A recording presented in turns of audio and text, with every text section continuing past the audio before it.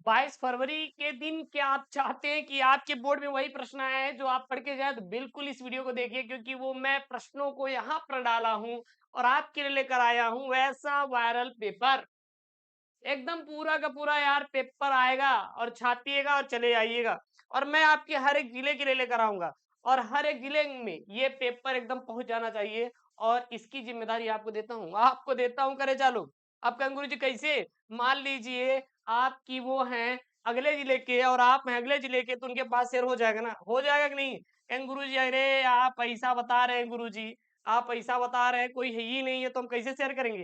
अरे यार ग्रुप में डाल दो यार, फेसबुक पे डाल दो, व्हाट्सएप पे डाल दो, आप तो इंस्टाग्राम फेमस है ना, वहां पे डाल दो। चलिए, ये पेपर कोड है। पेपर कोड क्या? 302 DQ। 100 में 100 हम लोग टारगेट करेंगे इस पेपर के द्वारा। डरना नहीं है एग्जामिनर की आंखों में आंखें डाल के कहना है कि किसी की इतनी औकात नहीं जो मुझे फेल करवा दे, बल्कि हम तो टॉप करेंगे गुरुजी। डरना नहीं यार, अगर जिस दिन आप डर गए उस दिन ये दुनिया आपको डरा डरा के मार डालेगी। भाई साहब डरना नहीं है, किसी के सामने नहीं डरना है। डरना है तो सीधा अपने माँ बाप के सामने डरो, और किसी के सामने नहीं डरना है। एग्जाम कौन सी बहुत बड़ी तोप है यार। 3 घंटे गुरुजी 15 मिनट का टाइम दिया जाएगा। आप लोग 15 मिनट यहाँ पे लिखा रहता है प्रश्न पत्र पढ़ने के लिए, लेकिन ये जो 15 मिनट है आप बहुत ही अच्छे से यूज करिए। वो किसके लिए गुरुजी? हम यूज करेंगे कि पहले उस क्वेश्चन का आंसर देंगे जिसका आंसर हमें बहुत ही अच्छे ढंग से आता रहेगा। जो पेपर रहेगा 2 खंडों में डिवाइड रहेगा, सेक्शन ए सेक्शन बी, यानी खंड क और खंड ख। 50-50 नंबर का, ठीक है ना? सबसे पहले हम लोग यहाँ पे खंड क को सॉल्व कर लेंगे, पूरा पूरा हम आपको सोल्यूशन करवाएंगे, मतलब हर एक क्वेश्चन का हम लोग यहाँ पे आपको सोल्यूशन करवाएंगे। खंड ख को सबसे पहले हम लोग यहाँ पे सॉल्व कर लेते हैं। देखिए यहाँ पे पहला क है कि वासुदेव शरण की कृति है। तो जो माता भूमि है ना, ये किसकी कृति है? याद कर लीजिए, वासुदेव शरण अग्रवाल जी की। एकदम छापने वाला क्वेश्चन है। अगला यहाँ पे है कि निम्नलिखित में से हजारी प्रसाद द्विवेदी की रचना नहीं है। तो देखिएगा, हिंदी साहित्य की भूमिका हजारी प्रसाद द्विवेदी की रचना है। और कौन सा है? विचार और वितर्क, ये भी किसकी है? हजारी प्रसाद द्विवेदी की रचना है। साहित्य का मर्म, ये भी किसका है? आचार्य हजारी प्रसाद द्विवेदी का है। लेकिन गुरुजी बिल्लेसुर बकरिया यह हजारी प्रसाद द्विवेदी की रचना नहीं है। हजारी प्रसाद द्विवेदी की रचना नहीं है। उसके बाद अगला यहाँ पे प्रश्न है। प्रश्न ये है कि प्रोफेसर जी सुंदर रेड्डी की रचना है। कौन है? आलवाल भी नहीं है, मैंने सिर्फ पहुंचाई भी नहीं है, सूरज का सातवां घोड़ा भी नहीं है। मेरे विचार किसकी है? प्रोफेसर जी सुंदर रेड्डी की रचना, एकदम छापने वाले हैं। उसके बाद यहाँ पे है अग्नि की उड़ान पुस्तक के रचनाकार कौन है? तो जो अग्नि की उड़ान है इसके पुस्तक के रचनाकार है डॉक्टर APJ अब्दुल कलाम। कौन है? डॉक्टर APJ अब्दुल कलाम अग्नि की उड़ान पुस्तक के क्या है? रचनाकार है। ठीक है। उसके बाद यहाँ पे आपका अंग वाला प्रश्न क्या देखिएगा? हरिश्चंद्र रेणु की कृति जो ठुमरी है, यह किस विधा पर आधारित है? तो ये जो विधा है यह क्या है? कहानी है। विधा मतलब अगर विधा शब्द आए तो समझ लीजिए कहानी होगा, संस्मरण होगा, निबंध होगा या फिर उपन्यास होगा।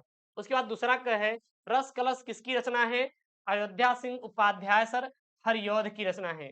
रस कलश किसकी सर रचना है? तो अयोध्या सिंह उपाध्याय हरिऔध जी की रचना है सर जी, यह रस कलश है। एकदम छापने वाले प्रश्न हैं जो कि आपके बोर्ड एग्जाम में पूछे जाएंगे, और यहीं से पूरा पूरा प्रश्न आएंगे।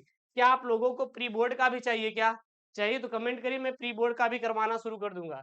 मैथिली शरणगुप्त का महाकाव्य कृति है, जो मैथिली शरणगुप्त की महाकाव्य है यह कौन सी है? जयद्रथ है या भारत भारती सुधरा है? तो साकेत। साकेत किसकी है? यह मैथिली शरणगुप्त की महाकाव्यात्मक एक कृति है। कौन सी? साकेत। उसके बाद ग है निम्नलिखित में से जयशंकर प्रसाद की काव्य कृति नहीं है। देखिए कानन कुसुम है, चित्राधार भी है, प्रेम पथिक भी है, लेकिन इत्तलम जो है यह जयशंकर प्रसाद की काव्य कृति नहीं है। इत्तलम जयशंकर प्रसाद जी की काव्य कृति नहीं है, नोट कर लीजिए। घ वाला प्रश्न यहाँ पे क्या है? सुमित्रानंदन पंत को सोवियत लैंड नेहरू पुरस्कार किस कृति पर मिला था? किस कृति पर मिला था? तो सुमित्रानंदन पंत को सोवियत लैंड नेहरू जो पुरस्कार मिला था वो मिला था आपका किस पर मिला था? क्या चितंबरा पे मिला था, या फिर मिला था आपका लोकायतन पर, या फिर आपका मिला स्वर्ण, या फिर आपका मिला था स्वर्ण किरण पर? तो चितंबरा पर मिला था। किसको? सुमित्रानंदन पंत को सोवियत लैंड पुरस्कार मिला था। ठीक है ना।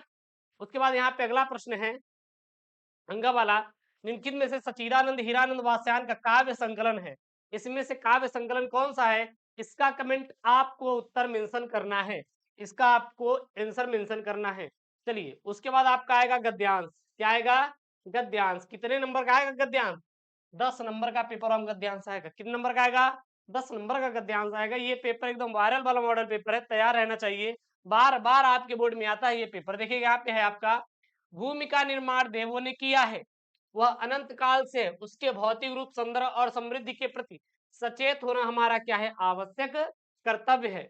भूमि के पार्थिव स्वरूप के प्रति हम जितने अधिक जागरूक होंगे, उतनी ही हमारी राष्ट्रीयता बलवती हो सकेगी। यह पृथ्वी सच्चे अर्थों में समस्त राष्ट्रीय विचारधाराओं की क्या है? जननी है। जो राष्ट्रीयता पृथ्वी के साथ नहीं जुड़ी, वह क्या है? निर्मूल होती है। राष्ट्रीयता की जड़ें पृथ्वी में जितनी अधिक गहरी होंगी, उतना ही राष्ट्रीय भाव का अंकुर पल्लवित होगा। इसलिए पृथ्वी के भौतिक स्वरूप, भौतिक मतलब कि जो हमारे ये मोह माया का रूप है, ठीक है ना, वह ये करे जा आद्योपांत जानकारी प्राप्त करना, उसकी सुंदरता, उपयोगिता और महिमा को पहचाना हमारा क्या है? आवश्यक धर्म है। जब भी ये आपको दिखे तो ये समझ लीजिए कि गुरुजी बहुत सस्ता वाला है, बहुत सस्ता वाला है, ठीक है ना। इसमें कोई दिमाग नहीं लगाना है ना, गुरुजी कुछ रटना है। हम सीधा गुरुजी आंसर देंगे, हम सीधा आंसर देंगे। सबसे पहले आपको मैं एक चीज बता दूं कि आप रट डालो, अशोक के फूल के लेखक है डॉक्टर आचार्य प्रसाद द्विवेदी गुरुजी। राष्ट्र के स्वरूप के लेखक अच्छा वो है क्या? अरे गुरुजी वासुदेव स्वरूप अग्रवाल है। इस प्रकार से आपको याद करना है। भाषा और आधुनिकता के अच्छे गुरुजी, अच्छा अच्छा, हाँ एपीजे अब्दुल कलाम है। इस प्रकार से याद कर लो ना, तो ये 10 नंबर आपके जेब में डाल दूंगा, गारंटी मैं दे रहा हूं इसकी, ठीक है ना। देखिए कैसे, सबसे पहला प्रश्न करे जा, भूमि का निर्माण किसने किया है और कब से है? तो भूमि का निर्माण देवों ने किया है, वह अनंत काल से है। क्या मैंने कुछ क्वेश्चन का आंसर अलग से लाया क्या? गुरुजी बिल्कुल नहीं लाए। क्या मैंने यहाँ पे किसी से पूछा क्या? बिल्कुल भी नहीं पूछा। गुरुजी डायरेक्ट आंसर आप दे दिए। अरे आप तो महान आत्मा है। अरे करेजा आप महान आत्मा है, क्योंकि आप लोग आते हैं। देखिए अब करेजा में गर्ल्स बॉय दोनों आएंगे, नहीं तो गुरुजी लड़कियां गुस्सा जाएंगे। गुरुजी आप लड़कों से बहुत प्यार करते हैं, हमसे तो बिल्कुल करते ही नहीं आप। हाँ हम हमको ध्यान ही नहीं देते। अरे ऐसा नहीं है यार, ये चैनल आपका है, हमारा कुछ भी नहीं है, सब मोह माया है। अरे मोह माया है यहाँ पे। खवाला देखिए, यह पृथ्वी सच्चे अर्थों में किसकी जननी है? जननी मतलब गुरुजी माता होती है। क्या होती है? जननी मतलब माता होती है। तो यह पृथ्वी सच्चे अर्थों में किसकी जननी है? अब देखो मैं क्वेश्चन करने का तरीका बता दूं, तो जहां पे जननी शब्द आएगा वही इसका आंसर रहेगा। अब जननी शब्द कहाँ पे आ रहा है? देखिए यहाँ पे जननी शब्द कहाँ पर आ रहा है? तो जननी शब्द गुरुजी यहाँ पर आ रहा है। जननी है। किसकी जननी है? कहाँ शुरू रही है? यहाँ से। यह पृथ्वी सच्चे अर्थों में समस्त राष्ट्रीय विचारधाराओं की क्या है? जननी है। बस यही इसका क्या हो जाएगा? आंसर हो जाएगा। इसीलिए मैं कहता हूं ना कि आपका अपना ये यूट्यूब चैनल यस के मिस्ट्री जो है ना, अलग लेवल पे पढ़वाता है आपको, ताकि आप इंजॉय से पढ़ लो यार, आपका पेपर भी हो जाए और आपका टाइम भी बर्बाद ना हो। यहाँ पे है उत्तर कि यह पृथ्वी सच्चे अर्थों में समस्त राष्ट्रीय विचारधाराओं की क्या है? जननी है। और कुछ भी नहीं यार। हिंदी को इतना टफ मत बनाओ यार, हिंदी को इतना टफ मत बनाओ यार। कुछ दम है ही नहीं है, तो आप लोग क्यों इतना इसको बोझ ले लेते हो? बोझ नहीं है। अरे भैया बहुत प्यारा सा ये है आपका करने के लिए। उसके बाद यहाँ पे पार्थिव और आद्योपांत शब्दों का अर्थ स्पष्ट कीजिए। तो पार्थिव मतलब वो गुरुजी होता है पृथ्वी से संबंध रखने वाला, और आद्योपांत मतलब शुरू से अंत तक, शुरू से अंत तक मतलब आद्योपांत गुरुजी, और पार्थिव मतलब पृथ्वी से संबंध रखने वाले को पार्थिव कहते हैं गुरुदेव। उसके बाद देखिए यहाँ पे है, रेखांकित अंश की व्याख्या कीजिए। अब इसको गुरुजी कैसे करना है? अरे यार बातों को बढ़ा चढ़ा के बोलना, बातों को बढ़ा चढ़ा के बोलना। जैसे अगर मैं बोलूं कि सोनू ने आज पिंकी को अपना कॉपी दिया नकल करने के लिए, अब आप गुरुजी के पास दौड़े दौड़े गए, अब गुरुजी पता नहीं क्या क्या बता डाले। हाँ, या पिंकी को गुस्सा मत दिलाओ, नहीं तो वो फिर आपको नकल नहीं करवाएगी, ध्यान देना, ठीक है ना। तो बस वही है, बातों को बढ़ा चढ़ा के बोलना। तो ये डिस्क्लेमर है, पिंकी अगर कोई हो तो पता लगे जाए कि FIR कर दे कि गुरुजी देखिए, ये मुझे गुरुजी हमारे ऐसे ऐसे मेरे बारे में बोल रहे हैं नकल, जबकि मैं करती नहीं, मैं तो टॉपर हूँ कॉलेज का। हाँ चलिए यहाँ पे देखिए भैया, यहाँ पे देखिए, राष्ट्रीयता की जले जितनी पृथ्वी में गहरी होंगी, उतना ही राष्ट्रीय भाव का अंकुर पल्लवित होगा। ठीक है, यहाँ पे ध्यान दीजिएगा। यानी कि राष्ट्रीयता की जो जड़ें हैं पृथ्वी में जितनी अधिक हो जाएंगी, उतना ही राष्ट्रीय भाव का क्या होगा?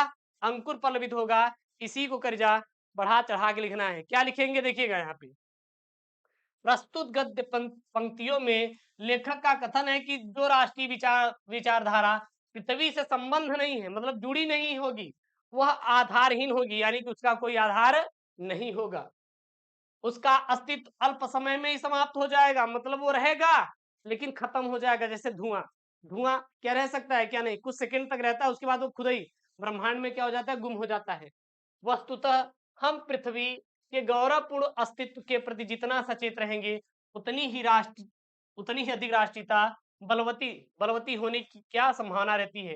राष्ट्रीयता का आधार जितना सशक्त होगा, राष्ट्रीय भाव भी, राष्ट्रीय भावनाएं भी उतनी ही क्या होंगी, अधिक विकसित होंगी। बस यही आपको छापना है, इससे बाहर आपको छापने की जरूरत नहीं है। फिर यहाँ पे एक चीज आया है कि पाठ का शीर्षक और लेखक का नाम। मैंने आपको एक चीज पहले बताया था कि अगर आपको ये चीज याद है कि राष्ट्र के स्वरूप के लेखक डॉक्टर वासुदेव अग्रवाल हैं, तो आंसर आप उंगलियों पे देंगे। कैसे गुरुजी, कैसे? सबसे पहले देखिएगा, मैं आपको ये ट्रिक बता दे रहा हूँ, बार बार बताता हूँ, इस बार भी बताऊंगा, चिंता नहीं करने का। जैसे यहाँ पे आपका एक आपका गद्यांश दिया हुआ है, ये गद्यांश दिया है 10 नंबर का। अब इसमें ढूंढो कि राष्ट्र शब्द कहाँ दिखाई दे रहा है, ढूंढने का तरीका। फिर अशोक देखो, तो गुरुजी यहाँ पर भी आपको राष्ट्र शब्द दिखाई दे रहा है, यहाँ पर भी राष्ट्र शब्द दिखाई दे रहा है, यहाँ राष्ट्र जुड़ा हुआ के लिया गया है। गुरु जी, राष्ट्र के स्वरूप से है, लेखक करेजा कौन है, वासुदेव अग्रवाल है। बहुत ही प्यार से इसका 2 नंबर आपको दिलवा देंगे, आप बिल्कुल चिंता मत करो यार, क्यों चिंता करते हैं। अच्छा एक बात बताओ, पहले चैनल को सब्सक्राइब कौन कौन नहीं किया है, हाथ उठा लो, पहले हाथ उठा लो, चैनल को सब्सक्राइब कौन कौन नहीं किया है। करेजा कर लो यार, पेपर के बाद चले, चाहे मुझे भले ही छोड़ देना, ठीक ना, जैसे कि उसने मुझे गुरु जी छोड़ दिया था, आपको भी हम छोड़ देंगे पेपर के बाद, कोई बात नहीं, छोड़ देना। लेकिन अभी आप लोग अपने इस यूट्यूब चैनल एसके स्टडीज से जुड़ जाओ भाई, एक सब्सक्राइब यार, रिक्वेस्ट यू यार, एक कर लो यार, प्लीज यार। वासुदेव सर अग्रवाल जी हैं, ठीक है ना भाई साहब, क्लियर है यहाँ तक, क्लियर है यहाँ तक। देखिए आप हमारे जान हैं, हम आपको अपने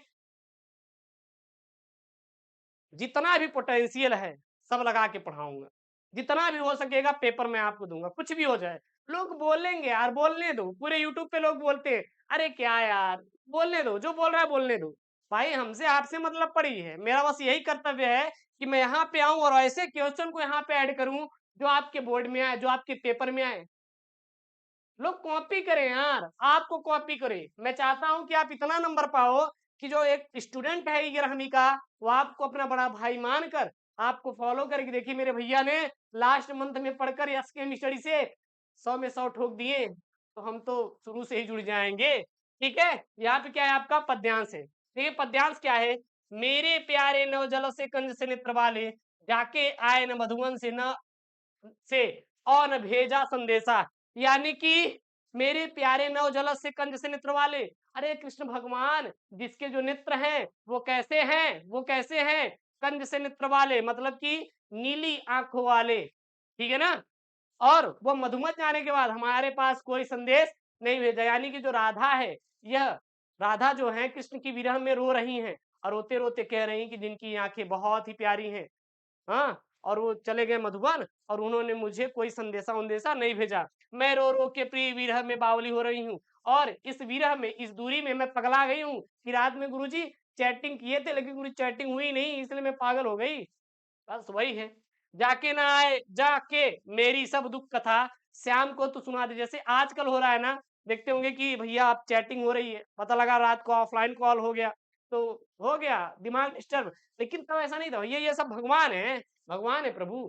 भगवान लोग क्या करते थे, ये अपनी भावनाओं को अपने दोस्त से बताते थे। इनके दोस्त कौन थे, पवन दूतिका थे, पवन दूतिका, और पवन दूतिका को ये भेजी थी कौन, हमारे श्री राधा रानी जी, ठीक है ना। राधा रानी जी पवन दूतिका को भेजती है, और उनको जो भी है उनके मन में, मतलब बिछड़ाव को बताती हैं, और उसके बाद उनको भेज देती किसके पास, जाकर आप श्री कृष्ण को बता दीजिए, ठीक है ना। लेकिन एक चीज और है, जब आप रास्ते में जा रहे हैं, अगर कोई भी ऐसी औरत दिखाई दे जिनके वस्त्र आपके पवन वेग से उड़ जाएंगे, तो ऐसे मत करना यार, उनके वस्त्रों को ढके रहने देना। यदि कोई काम कर रहा है, वो बहुत ही ज्यादा पीड़ित है, दुखी है, थक गया है, तो उसकी दुख को आप क्या करना, अपनी इन हवाओं से मिटा देना। तो यही सब सारी चीजें हैं, ठीक है ना, यही है। कि ज्यों ही मेरा भवन तज तू अल्प आगे बढ़ेगी, शोभा वाली सुकृत किजनी मंजू कुंज मिलेगी, प्यारी छाया मृदुल सर में मोह लेंगी तुझे वे, तो भी मेरा दुख लख लख वहां जा विश्राम न लेना। ठीक है ना, ये चीज रहा। तो वही है भैया जो आजकल ट्रेंड बना हुआ है इंस्टाग्राम फेसबुक पर। बना है ना? नहीं बना है क्या? अरे आप लोग तो भैया हमसे ज्यादा समझदार हैं। संदेश प्रेषिका ने नव जल से कंज से नेत्र वाले शब्द के लिए प्रयोग किया। किसके लिए? तो वो किया है श्री कृष्ण के लिए। जो हमारे श्री कृष्ण भगवान जी हैं उनके लिए यहाँ पर शब्दों का प्रयोग किया गया है। ठीक है ना, शब्दों का प्रयोग किया गया है। आज तो गुरु जी मोबाइल हो गया है, हम मोबाइल से कॉल कर लेंगे। हाँ, मधुबन जाकर किसने कोई संदेश नहीं भेजा। अरे श्री कृष्ण गए और अपने राधा रानी को संदेश नहीं भेजे, क्योंकि अब तो हम रुक्मणी के साथ रहेंगे। हाँ, बस वही है, इसीलिए राधा रानी जो है बहुत रो रही हैं। ठीक है ना, सो कृष्ण है, इनकी लीला अपरंपार, भैया भगवान है ये। बावली और अल्प मतलब क्या होता है? बावली मतलब पागल कहते हैं ना। अरे बावला इंसान है क्या यार? यानी कि पागल। अल्प मतलब क्या होता है? थोड़ा होता है। अल्प मतलब क्या होता है? थोड़ा होता है। ठीक है ना। रेखांकित अंश की व्याख्या कीजिए। अब गुरु जी इसका मतलब क्या है? इसी चीज को बढ़ा चढ़ा के लिखना है। यही, ज्यों ही मेरा भवन तज तू अल्प आगे बढ़ेगी, शोभावली सुखद कितने मंजू कुंजे मिलेगी। अब इसी को क्या लिखना है आपको? बढ़ा चढ़ा के लिखना है। यानी कि राधा पवन रूपी दूती से अपनी विरह कथा सुनाते हुए कहती हैं कि जब से मेरे प्राण प्रिय नए बादलों के समान जल से भरे हुए श्याम वर्ण कमल से नेत्र वाले कृष्ण मथुरा गए हैं, तब से न ही वे मधुबन लौट कर आए और न ही कोई संदेश भेजा है। किसने? श्री कृष्ण ने। उसके बाद यहाँ पे है उपयुक्त पद्यांश संबंधित कविता का शीर्षक और रचयिता का नाम बताना है। तो जो कविता का शीर्षक है पवन दूतिका है, और पवन दूतिका के लेखक कौन है भैया? अयोध्या सिंह उपाध्याय हरियोध जी हैं। इनका जीवन परिचय भी आपको क्या होना चाहिए? याद होना चाहिए। याद होना चाहिए, कुछ भी हो जाए याद करेंगे ना। उसके बाद गुरुजी यहाँ पे है आपका 5 का क नंबर, निम्नलिखित में से एक लेखक का साहित्यिक परिचय देते हुए उनकी प्रमुख कृतियों का क्या करिए आप लोग? उल्लेख कीजिए। 5 नंबर का आपके पेपर में आएगा। कौन कौन है? Vasudev Agarwal, doctor Hazari Prasad Dwivedi, doctor APJ Abdul Kalam. कौन कौन है यहाँ पे? वासुदेव अग्रवाल, हजारी प्रसाद द्विवेदी, एपीजे अब्दुल कलाम। इन तीनों का जीवन परिचय मोस्ट आईएमपी है। मोस्ट आईएमपी है। ठीक है ना। और बताइए आप लोग, क्या हाल चाल है आप लोगों का? बोर तो नहीं हो गए? अरे गुरुजी काहे बोर हो जाएंगे, साल भर तो ऐसे नहीं पढ़े हैं। अगर अब बोर होना शुरू हो जाएंगे तो गुरुजी बहुत दिक्कत हो जाएगा। अरे नहीं गुरुजी, हमारे वो बोले हैं कि आपको 95 लेकर आना है, तो हम लेकर आएंगे। तो डॉक्टर जय प्रसाद त्रिवेदी का जन्म कब? बताओ यार। 1907 ईस्वी में। जन्म कब? 1907 ईस्वी में। जन्म स्थान गुरुदेव दुबे का छपरा जिला। दुबे का छपरा कहाँ पर है? बलिया में। कहाँ पर है? बलिया में। अब बलिया कहाँ पर है? यूपी में। कहाँ पर है? यूपी में। पिता का नाम अनमोल द्विवेदी गुरुजी, माता का नाम ज्योतिषमती था। इनके बचपन का नाम गुरुजी वैद्यनाथ द्विवेदी था। किसका? डॉक्टर हजारी प्रसाद द्विवेदी का। ये गुरुजी अनेक महत्वपूर्ण पदों पर कार्यरत भी थे। ठीक है, इनकी सर महत्वपूर्ण रचनाएं, ये इंपॉर्टेंट है यार, ये इंपॉर्टेंट है। इसको तो रटो रटो। अब बात का बतंगड़ बना के तो आप लोग लिख लोगे ना। अगर ये आपको पॉइंट में मैं बता दिया तो बात का बतंगड़ बना के लिख सकते हो कि नहीं? ये बताओ। नहीं लिख सकते तो वो भी बता दो, मैं बता दूंगा। अशोक का फूल, कुटज, विचार प्रवाह, विचार और वितर्क, कल्पलता, बाण भट्टी की आत्मकथा, अनाम दास का पोथा, चारुचंद्रेख और पुनर्नरवा, ये इत्यादि जो है प्रमुख रचनाएं हैं। किसकी रचनाएं हैं? डॉक्टर हजारी प्रसाद द्विवेदी की। ठीक है ना। उसके बाद इनकी मृत्यु कब हुई थी? 18 मई 1979 ईस्वी में इनकी मृत्यु हो गई थी। ग नंबर गुरु जी आएगा कवि का साहित्यिक परिचय देते हुए इनकी प्रमुख कृतियों का उल्लेख करना है। 5 नंबर का है मैथिली शरणगुप्त, महादेव वर्मा, सचिदानंद, हीरानंद, वात्स्यायन। बोले तो गुरु जी अज्ञे, बोले तो गुरु जी अज्ञे। तो इसमें से हम लोग महादेव वर्मा को देखने वाले हैं। इनका एक संक्षिप्त परिचय देखेंगे। अच्छा गुरु जी, संक्षिप्त मतलब क्या होता है? अरे करे जा, शॉर्ट होता है। क्या होता है? शॉर्ट। अरे गुरु जी यूट्यूब वाला शॉर्ट नहीं है, रील्स देखते देखते जा रहे हैं, छोटा वाला शॉर्ट यार। ठीक है ना। सर इनका जन्म 1907 ईस्वी। जन्म स्थान फर्रुखाबाद। कहाँ पर है? उत्तर प्रदेश। उत्तर प्रदेश की राजधानी लखनऊ गुरुजी। पिता का नाम श्री गोविंद सहाय, माता का नाम श्रीमती हेमरानी था। हेमरानी था। ये गुरुजी एक चीज और था कि महादेवी वर्मा जी उत्तर प्रदेश विधान परिषद की सदस्य भी रही थी। इनकी भाषा गुरुजी संस्कृत निष्ठ कड़ी बोली थी। इनकी शैली मुक्तक गीत काव्य के प्रवाहमयी सुव्यवस्थित शैली थी गुरुजी। इनकी प्रमुख रचनाएं जैसे यामा है गुरुजी, दीप शिखा है, निर्जा है, निहार है, रश्मि है, शांत गीत इत्यादि गुरुजी इनकी क्या है प्रमुख रचनाएं हैं। एकदम रट डालो यार, ये सब आपको रटे रहने चाहिए। इनकी मृत्यु 1987 ईस्वी में हो गई थी। ठीक है, ये याद हो गया ना। उसके बाद गुरुजी यहाँ पे आपका छठा प्रश्न। अरे गुरुदेव ये तो 5 नंबर का आएगा। कितने नंबर का? 5 नंबर का आएगा गुरुजी। क्या है यहाँ पे? पंचलाइट अथवा बहादुर कहानी का सारांश, अधिकतम शब्द सीमा 80 शब्द। यहाँ पे ध्रुव यात्रा बहादुर कहानी का उद्देश्य पर प्रकाश डाली 80 शब्द। देखिए आप लोग दो याद कर लो, पंचलाइट बहादुर कहानी का सारांश, इसमें से एक फंस जाएगा। बहुत ज्यादा आप लोग बेफालतू मेहनत मत करिएगा ना, आपके पेपर में आएगा। यहाँ पे हम लोग देखेंगे पंचलाइट कहानी का सारांश। किसका देखेंगे? पंचलाइट कहानी का सारांश देखेंगे। पंचलाइट रेणु जी की एक आंचलिक कहानी है। कहानी में बिहार के एक पिछड़े गांव के परिवेश का सुंदर चरित्र चित्रण किया गया है। ठीक है, फिर आगे क्या लिखेंगे? महतो टोली में कुछ अशिक्षित लोग हैं। उन्होंने रामनवमी के मेले से पेट्रोमैक्स खरीदा है, जिसे वे पंच लाइट कहते हैं। यहाँ पे लाइट कहते हैं। पंच लाइट को ये सीधे साधे लोग सम्मानजनक चीज समझते हैं और पंच लाइट को देखने के लिए टोली के सभी बालक औरतें मर्द इकट्ठा हो जाते हैं। सरदार अपनी पत्नी को आदेश देता है कि शुभ कार्य को करने से पहले वो पूजा पाठ का क्या कर ले? प्रबंध कर ले। इतनी बार मैंने पढ़ा दिया कि आपको याद हो गया होगा। सभी उत्साहित हैं, परंतु समस्या उठती है कि पंच लाइट यानी पंच लाइट जलाएगा कौन? सीधे साधे लोग पेट्रोमैक्स को जलाना भी नहीं जानते हैं। फिर इसी टोली में गोधन नाम का एक क्या है युवक है, और वह अपनी करेजा मुनरी से क्या करता है? बहुत ही प्रेम करता है। अब गुरु जी आप हमें भी तो करेजा कहते हैं। हाँ तो भैया मतलब ये एक प्यारा सा शब्द होता है। जैसे बहुत लोग अपने अपने शब्दों को प्रयोग प्रयोग करते, कोई कहता है मेरे प्यारे बच्चों, कोई कहता है रसगुल्लो, कोई कहता है, मतलब बहुत लोग अपने अपने प्रकार संबोधित करते हैं। हमारा संबोधित करने का तरीका कुछ अलग है। जब हम आएंगे तो हवा का रुख कुछ और ही होगा। बता देना सबसे कि गुरुजी जब हम पेपर देकर आएंगे ना, आपसे पढ़कर जाएंगे तो हवा का रुख कुछ और ही होगा। ठीक है ना, एकदम एकदम बदल जाएगा हवा का रुख गुरुजी। मुनरी ने जो मुनरी की माँ है, मुनरी की माँ ने पंचों से गोधन की शिकायत की थी कि उसके घर से सामने सिनेमा का गाना गाता हुआ निकलता है कौन? यहाँ पे गोधन। अब देखिएगा यहाँ पे ये समझिएगा कि इस टोली में गोधन नाम का युवक है जो कि मुनरी से बहुत ही प्रेम करता था। लेकिन मुनरी की का की गुलरी एक दिन देख ली, अरे ये तो हमारे बिटिया को लाइन दे रहा है। उसके बाद वो गई पंचों से बता दी कि ये गोधन बहुत बहुत बहुत गलत कर रहा है, अपने बेटी को बताओ ये सब जाके गाना वाना गाता है। जानते हो स्टाइल क्या होता है अपने गाँव में, ठीक है ना। और उसके बाद पंच गुस्सा आ गए, अरे कहे अरे गोधन तू ऐसा कर रहा है, निकल निकल निकल जा, सीधा तड़ी पार हो जाए। अब गोधन को भाई तड़ी पार कर दी, मतलब को गांव से निकाल दी। इसके बाद इस कारण पंचों ने उसे बिरादरी से निकाल रखा था, टोली से, अरे गुरुजी निकाल रखा था सॉरी। मुनरी को पता चला कि गोधन पंच लाइट जला सकता है। अब मुनरी को यह बात पता था कि हमारा पंच लाइट जो जलाने के लिए गोधन गोधन आएगा ना तो वो जला देगा, क्योंकि गोधन समझदार युवक था। पंच वह चतुराई से यह बात पंचों तक पहुंचा देती है।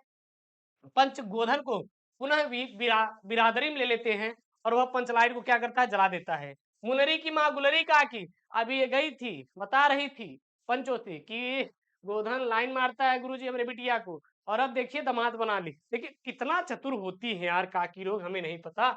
हाँ जिसके इसीलिए कहा जाता ना, अगर सरकारी नौकरी नहीं लिए तो दूसरे की गर्लफ्रेंड से शादी करना पड़ेगा, ऐसा कुछ महान आत्मा कहते हैं। मतलब बड़े बड़े लोग कहते हैं मोटिवेशन। देखिए हमारा काम है पढ़ाना, ठीक है ना, इसीलिए कहते हैं ध्यान दीजिएगा आप लोग, पढ़ाई कर लो भैया, पढ़ाई कर लो, नहीं तो बाद में दिक्कत हो जाएगी। हाँ गुलबा मुनरी की माँ गुलरी काकी प्रसन्न होकर गोधन को शाम के भोजन पर निमंत्रण देती है कि पंच भी अति उत्साहित होकर गोधन को कह देते हैं तुम्हारा साथ माफ, खूब गाओ सलीमा का गाना, मतलब कि अब तुमको परमानेंट गवर्नमेंट जॉब दे दिए हम, अब जाओ चाहे जिससे शादी कर लो, कोई दिक्कत नहीं है। पंचलाइट की रोशनी में लोग भजन कीर्तन करते तथा उत्सव मनाते, बस यही है। तो मतलब देखिए यार हम लोग जब पढ़ाई करें ना, थोड़ा सा यार एकदम प्रसन्न मन से करें, प्रसन्न चित्त से करें, फनी लैंग्वेज में करें, तो इससे क्या रहता है कि हमें चीजें याद रहती हैं। अब सीरियस हो के तो पूरा दुनिया पढ़ा रहा है यार, हम तो नहीं सीरियस हो जाएंगे। तो कुछ मजा है क्या पढ़ने में? अरे नहीं मजा है यार, कुछ भी नहीं है। आप सीरियस हो कि हम बन जा आ गए गुरु जब पढ़ाने के लिए पढ़ा के चले गए। नहीं यार, थोड़ा फनी लैंग्वेज में पढ़ो यार, मजा आएगा पढ़ने में। स्वपठित खंड काव्य के आधार पर किसी एक खंड का प्रश्नों का उत्तर दीजिए। ये आपके जिले के अनुसार आएगा, आपके जिले के अनुसार आएगा। जैसे मुक्त यज्ञ का है यहाँ पे, सत्य की जीत का है, रश्मि रथी का है, तो ये मैं आपके जिले के अनुसार पढ़ा दूंगा। आप चिंता मत करना, अभी टाइम है, मैं करवा दूंगा। आलोक वृत्त पर आएगा, त्याग पथी पर आएगा, किस पर आएगा? त्याग पथी पर आएगा, और श्रवण कुमार पर आएगा। ठीक है ना, तो ये आपके आएंगे। तो मैं आज लिया हूं सत्य की जीत। देखिए यहाँ पर किसका लिया हूं? आज मैं लिया हूं आपका सत्य की जीत खंड के आधार पर, काव्य खंड के आधार पर दुर्योधन का चरित्र चित्रण यहाँ पे करने वाले हैं। ठीक है ना, सत्य की जीत खंड काव्य में दुर्योधन का चरित्र एक तुच्छ शासक का चरित्र है। तुच्छ मतलब बेकार, शासक का क्या है? चरित्र है। वह असत्य, असत्य मतलब गलत, अन्याय तथा अनैतिकता का आचरण करता है। वह छल विद्या में निपुण अपने मामा शकुनी की सहायता से पांडवों को ध्रुत कीड़ा के लिए आमंत्रित करता है और उनका सारा राज्य जीत लेता है। यानी जो दुर्योधन है, यह बहुत ही बेकार आदमी है। ये अन्याय के रास्ते पे चलता है, हमेशा दूसरों को दुख पहुंचाता है। उनके मामा थे शकुनी। अब मामा को बोले जाओ पांडवों को देकर आओ कि आओ मेरे साथ क्या करे, ध्रुत कीड़ा मतलब कि जुआ खेले। और ये जुआ में क्या करता है? मामा से मिलकर रुधानी करके, कहते हैं ना गुरुजी रुधानी कर लिया हमारा, वो गुरुजी दे नहीं रहा था कंचे खेलने के लिए, बस वही रुधानी कर लिया भाई। रुधानी मतलब गलत काम कर लिया। ठीक है ना? हाँ। अरे भैया आप तो गांव के है ना। दुर्योधन चाहता है कि पांडव द्रौपदी सहित उसके दास दासी बनकर रहे। तो ठीक है, वहां तक तो ठीक है। आपने क्या लिया? पूरा साम्राज्य ले लिया, पैसे ले लिए, सब कुछ। बात आ गई द्रौपदी को भी सोचा कि भाई हासिल कर ले। ठीक है ना, और वह द्रौपदी को सभा के बीच वस्त्रहीन करके अपमानित करना चाहता है। फिर ये इतना गिरा हुआ निकला कि भाई साहब द्रौपदी का क्या करिए, कपड़ा उतारने लगा। लेकिन वहां पे श्री कृष्ण जी थे, उन्होंने अपने मतलब आशीर्वाद से उनको एक तरफ से कपड़ा पहना रहे। तो ये द्रौपदी जी का तो बाल बांका नहीं कर पाया, लेकिन अंत में इसका बाल बांका जरूर हो गया जब युद्ध हो रहा था। इसीलिए कहते हैं ना कि आप गलत काम कभी मत करिए, गलत करेंगे तो गलत परिणाम आपको मिलेगा। अब गुरु जी गलत काम कैसे? पढ़ नहीं रहे हैं आप। अगर आज नहीं पढ़ रहे हो, कल आपका रिजल्ट बहुत बेकार हो जाएगा, ये चीज ध्यान दीजिएगा। उसके चरित्र निम्नलिखित विशेषता है, किसके? उसके चरित्र की, मतलब कि यहाँ पे दुर्योधन के शस्त्र शस्त्र बल का पुजारी, अनैतिकता का अनुयायी, मातृदेशी और असहिष्णुता इत्यादि है। बस यही आपको करना। तो ये आपका खंड खत्म होता है, और मैंने 50 अंकों के यहाँ पे आपको सोल्यूशन सहित बताया है। क्या बताया है? सोल्यूशन सहित बताया। मुझे पता है कि आपको यहाँ पे अच्छा समझ में आया होगा, और बिल्कुल भी आप बोर नहीं हुए होंगे। बोर हो गए क्या गुरुजी? अरे नहीं गुरुजी, अरे बोर हम क्यों हो जाएंगे गुरुजी, बोर हम नहीं हुए हैं, अभी परेशान मत होइए। उसके बाद देखिएगा आएगा आपका खंड ख। खंड ख में हम आपसे प्यार से रिक्वेस्ट कर रहे हैं कि संस्कृत वाला यार आप लोग ध्यान दीजिएगा। संस्कृत का गद्यांश और संस्कृत का पद्यांश, ये 14 नंबर आपको कंप्लीट करना है। मैं भी हो सकेगा तो आने वाली वीडियोस में इसका मैं वन शॉट वीडियो लेकर आऊंगा। तो अभी इसके लिए परेशान मत हो, ये आपका एग्जाम से 2 दिन पहले काम है, उड़ा दोगे आप, चिंता मत करो। अभी इसको छोड़ दो, कोई दिक्कत नहीं, अगर करना है तो कर लीजिए। या अगला उचार से लेकर कहाँ तक भगवती तक आप एक स्क्रीनशॉट लेकर आप लगा सकते हैं। ठीक है ना, इस पेपर को देख लीजिए, इस एग्जाम से पहले भी मैं करवा दूंगा। उसके बाद ये पद्यांश है। पद्यांश देखिए क्या है? सहसा विदधित न क्रिया मम विवेकः से लेकर क्या है, स्वयमेव संपदः तक है। यहाँ पे ये आपका क्या है? पद्यांश है, ये 7 नंबर की। तो आपका गद्यांश पद्यांश 7 नंबर, 7 दूनी 14 नंबर का आएगा। उसके बाद आपका आएगा मुहावरा। देखिए मुहावरा क्या है यहाँ पे? मुहावरा किसी एक का अर्थ लिखकर वाक्य प्रयोग कीजिए, 2 नंबर का है। अंधे की लकड़ी होना मतलब कि एकमात्र सहारा होना, एकमात्र सहारा होना। इसका तो आप लोग कर लेंगे यार। एकमात्र सहारा होना यानी गुरुजी मैं अपने माँ बाप का एकमात्र सहारा हूँ, क्योंकि अकेला हूँ गुरुजी, इसीलिए। गड़े मुर्दे उखाड़ना, पुरानी बातों को उजागर करना, पुरानी बातों को उजागर करना। गुरुजी मारपीट हुए 1 महीने हो गए पिंकी के साथ, लेकिन गुरुजी फिर हमारा दोस्त आगे कहता है अरे पिंकी आपको तो बोल रही थी कुछ उल्टा सीधा। समझ में आ रहा है ना? वही है गड़े मुर्दे उखाड़ना। अब बार बार गुरुजी पिंकी का नाम लेते हैं। आप अब सुधरेंगे नहीं गुरुजी, हमें लगता है। अरे कहाँ सुधरे यार, हमें नहीं समझ आ रहा है, आप लोग नहीं सुधर रहे हैं। टाइम लास्ट आ चुका है, आप लोग पढ़ नहीं रहे हैं, बताओ। पढ़ो यार, कुछ भी नहीं है। पिंकी तो 95 नंबर के साथ पास हो जाएगी, आपका क्या होगा? आपका क्या होगा? हाँ? आधा तीतर आधा बटेर, घर की मुर्गी दाल बराबर, यानी कि योग्य होते हुए भी अयोग्य साबित करना। हाँ, बस वही चीज है, इसको तो कर ही लोगे यार, ये एकदम एकदम सिंपल वाला है। उसके बाद आपका आएगा इस साल अपठित गद्यांश। क्या आएगा? अपठित गद्यांश। 5 नंबर का गद्यांश आएगा। देखिएगा, जो अपठित गद्यांश होता है ये आपके ना सिलेबस में रहेगा ना कोई बताएगा, इसको आपको दिमाग लगाना है। जैसे कि क्या रहेगा, आपको यहाँ पर एक गद्यांश दिया रहेगा, इस गद्यांश को सबसे पहले आपको पढ़ना है, उसके बाद उत्तर देना है। क्या देना है? उसके बाद एकदम दिमाग लगा के उत्तर देना है। इसको मैं करवा दूंगा अलग से, आप लोग बिल्कुल चिंता मत करिएगा।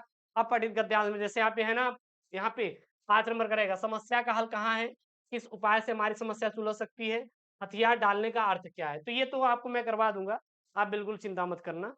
उसके बाद है यहाँ पे आपका निम्नलिखित शब्द युग्मों का सही अर्थ का चयन कीजिए। 2 नंबर का कपट और कपाट।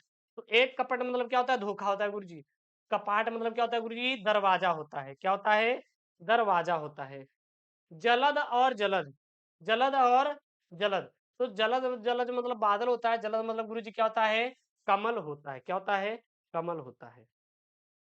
उसके बाद गुरुजी यहाँ पे है, निम्नलिखित शब्दों के 2 अर्थ लिखिए। अनंत, पतंग, ठग, दल। जैसे पतंग का क्या होता है? पतंग क्या होता है? कीड़ा होता है। क्या होता है? कीड़ा होता है। और पक्षी होता है। ये सब क्या है? पतंग के उदाहरण है। दल मतलब क्या होता है गुरुजी? समूह होता है। क्या होता है गुरुजी? समूह होता है। तो ये तो आप कर लोगे यार, इसका कोई बहुत बड़ा वो नहीं है। एक बार मैं वन शॉट वीडियो लेकर आऊंगा, करवा दूंगा, आप चिंता मत करिएगा। उसके बाद यहाँ पे वाक्यांशों के लिए एक शब्द का चयन कीजिए। जो ईश्वर में विश्वास करता है उसे क्या बोलते हैं? आस्तिक बोलते हैं। जो नहीं करता उसे क्या बोलते हैं गुरुजी? नास्तिक बोलते हैं। जल में लगने वाली आग को क्या बोलते हैं गुरुजी? दावाग्नि बोलते हैं। ठीक है ना? उसके बाद ये आपका 2 वाक्यों को शुद्ध करके लिखिए। देखिए यहाँ पे, जैसे है यहाँ पे, मैं पानी पी लिया हूँ, तो यहाँ पे रहेगा मैंने पानी पी लिया है। मैंने पानी पी लिया है। उसके बाद यहाँ पे केवल 100 रुपए की मात्र की बात थी, केवल 100 रुपए मात्र, के मात्र 100 केवल मात्र 100 रुपए की बात थी। हवा ठंडी बह रही है। तो ये तो आप कर लोगे यार, इसकी चिंता मत करना, वन शॉट में ये आपका हो जाएगा। रस छंद अलंकार आपको मैं करवाया भी हूँ, लिंक इन द डिस्क्रिप्शन डाल देता हूँ, नहीं तो इसको मैं अलग से वन शॉट वीडियो में करवा दूंगा। रस छंद अलंकार, इसका आप बिल्कुल चिंता मत करेगा। उसी में मैं आपका ये भी करवा दूंगा, आवेदन पत्र और पत्र लेखन, ये भी मैं करवा दूंगा। इसी के साथ यहाँ पे लास्ट है आपका निबंध लेखन। अगर आपको करना है तो ये आप कर सकते हैं। ये सब मोस्ट इंपॉर्टेंट वाले निबंध लेखन है।